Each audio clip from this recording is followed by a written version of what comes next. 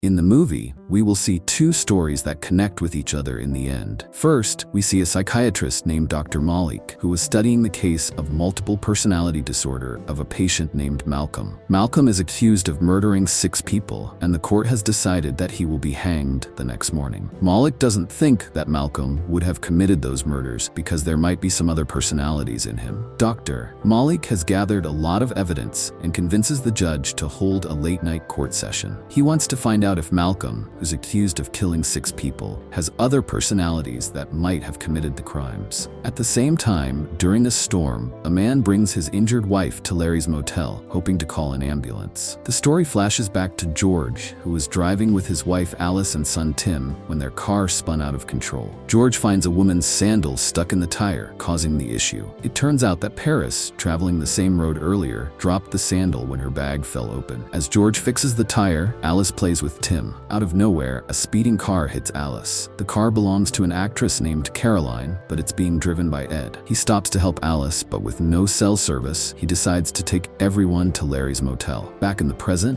Larry's phone isn't working either. Ed takes Caroline's car to find help. On the way, he meets Paris, whose car is broken down. He gives her a ride, but soon they get stuck in the mud. Another car shows up with Lou and Jeannie inside. Ed and Paris hitch a ride with them back to the motel. At the motel, Ed uses a thread to stitch up Alice's wound since there's no better option. He notices Tim is upset. George explains that Tim isn't his biological son. Tim's real dad died, and Alice remarried George. Now Tim is extra worried because Alice is all he has left. Later, a police officer named Root shows up with a prisoner, Robert. They're stuck at the motel because of the storm. Ed asks Root for help, but Root says his car radio isn't working. Root handcuffs Robert in the bathroom to keep him secure. That night, Caroline goes outside searching for phone service, but she's attacked and killed. Ed finds her severed head in the laundry machine. Root and Larry come to check, and Root notices something else in the washer. Ed, being a retired cop, stops Root from touching it and gives him a tissue, saying not to leave fingerprints on the evidence. Root finds the key to room 10 inside the washer and realizes he was the one staying in that room. When they check the room, Robert has escaped from the bathroom. Suspicion immediately falls on Robert. Ed tells everyone to stay together, then heads out with Root and Larry to search for him. Although they don't find Robert, Ed sneaks into Larry's room and steals Caroline's purse. Meanwhile, Lou and Jeannie have an argument. Jeannie storms off to her room and locks herself in the bathroom. Lou knocks repeatedly, but Jeannie refuses to open the door. Eventually, when she does step out, she encounters the killer, who tries to attack her. Jeannie quickly shuts the bathroom door again and escapes through the window. Root and Paris arrive just in time and enter the room to find that Lou has been brutally murdered. Suspicion grows stronger that Robert is the killer. Robert, however, is shown running away and hiding in a storeroom. When he looks out the window, he realizes he's back at the same motel. Ed spots him and with Root's help, ties Robert up in the storeroom. Ed instructs Larry to watch over Robert while Root checks the radio. Ed himself takes photos of Lou's body for evidence and notices that Lou had the key to room 9.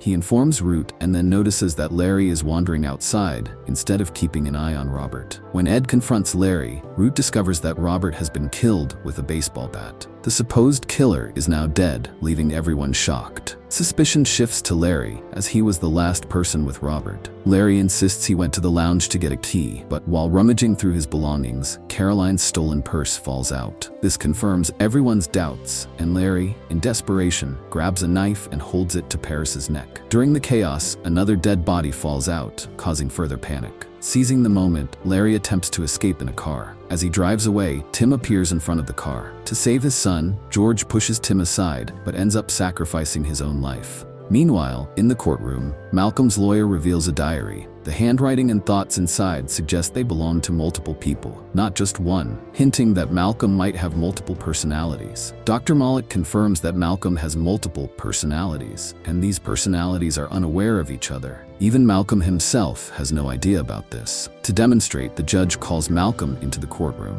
Meanwhile, at the motel, Edward and Root have tied Larry to a chair. Larry insists he didn't kill anyone and had no intention of harming Paris. He explains that he lost everything to gambling a week ago. While wandering around, he stumbled upon the motel and discovered the owner had died of a heart attack. Desperate for shelter, Larry hid the owner's body and pretended to be the owner to make a living. Root doesn't believe Larry's story and declares that no one will leave the motel until the storm passes. Later, Root checks on Alice and discovers that she has died. Tim, devastated, begins crying as he realizes he has lost both his parents in one night. While examining Alice's body, Root finds a key to one of the rooms, which shocks everyone. They then go to check George's body and find another room key with him. This means Larry wasn't the killer. After seeing all this chaos, Root tells Paris to take Tim and Jeannie in the car and leave. But as soon as they get into the car, it explodes. They rush to extinguish the fire, but there are no bodies in the wreckage. Turning around, they realize George's body has disappeared. When they check inside, they find that all the other bodies are also gone.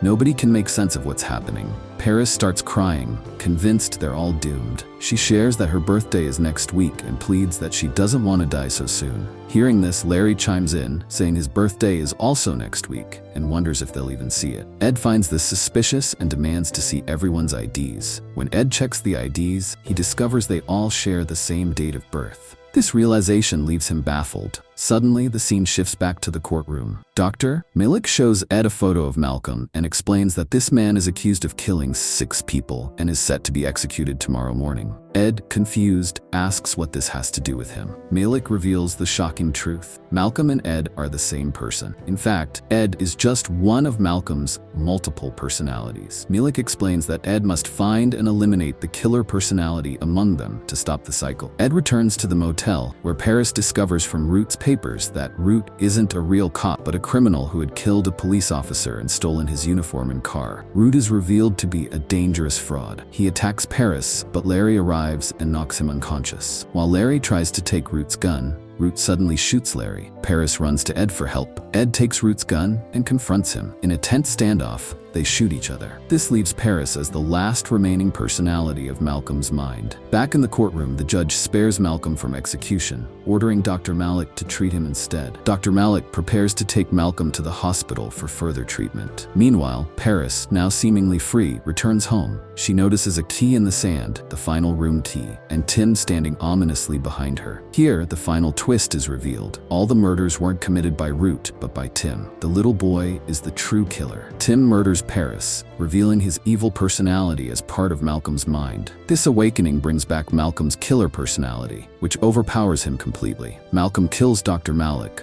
leaving no hope for redemption. The movie closes with the chilling realization that all the events we saw were happening inside Malcolm's mind, a projection of his fractured personalities. The 10 characters represented different aspects of his psyche. Although Malik tried to eliminate the killer personality through Ed, the true killer, Tim, survived. The film ends with Malcolm's evil personality fully in control, ensuring the terror isn't over.